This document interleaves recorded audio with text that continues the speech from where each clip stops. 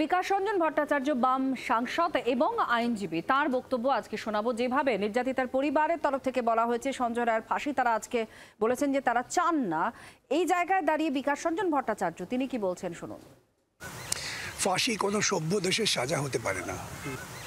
ফাঁসি কোনো সভ্য দেশের সাজা হতে পারে না। ঠিক এই পরিপ্রেক্ষিতে রাজ্যের শাসক দলের তরফ থেকে কি বলা হচ্ছে, তাদের প্রতিক্রিয়া অত্যন্ত জরুরি। কুণাল ঘোষ তিনি কি বলছেন শুনুন। প্রথম থেকে বললেন না কেন আমরা সঞ্জয় ফাঁসি চাই না, চরম শাস্তি চাই না? কেন তখন বলে এসছেন মানুষকে আপনারা আমরা গণ আন্দোলনের ডাক দিচ্ছি, আমাদের পাশে থাকুক, চরম শাস্তি চাই? চরম শাস্তি মানে কি? দুদিন বাদে তো আপনাদের যার মতিগতি দেখছি, সঞ্জয়ের প্রতি যা দরদ উঠলে উঠছে, তা আপনারা তো যাবেন বাবা সঞ্জয়, তোমার তো প্রেসিডেন্সি জেলে কষ্ট হচ্ছে, এই 4টে কম্বল, 2টো সোয়েটার, 2টো গরম গেঞ্জি নিয়ে এলাম, আর এই আপেল টাপেলগুলো রেখে গেলাম, একটু খেয়ে শরীর স্বাস্থ্য ভালো রেখো। দুদিন বাদে তো এই খবর আসবে। সিপিএম এর যেগুলো ইচ্ছা পাঠাতে পারছেন, আপনাদের হাত দিয়ে পাঠাবে।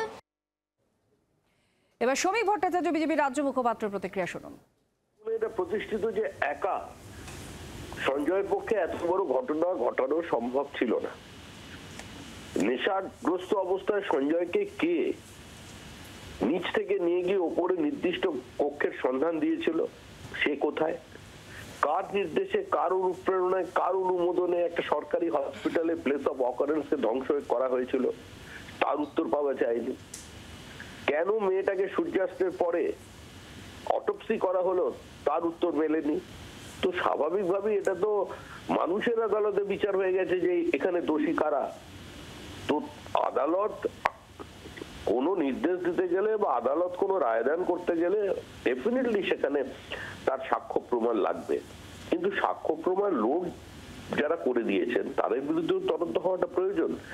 একা সঞ্জয়কে ঝুলিয়ে দিলে পশ্চিমবঙ্গের মানুষের বা নির্যাতিতার পরিবারের শান্তি হবে বা তারা উপযুক্ত বিচার পাবেন, এটা তো মনে করার কোনো কারণ নেই।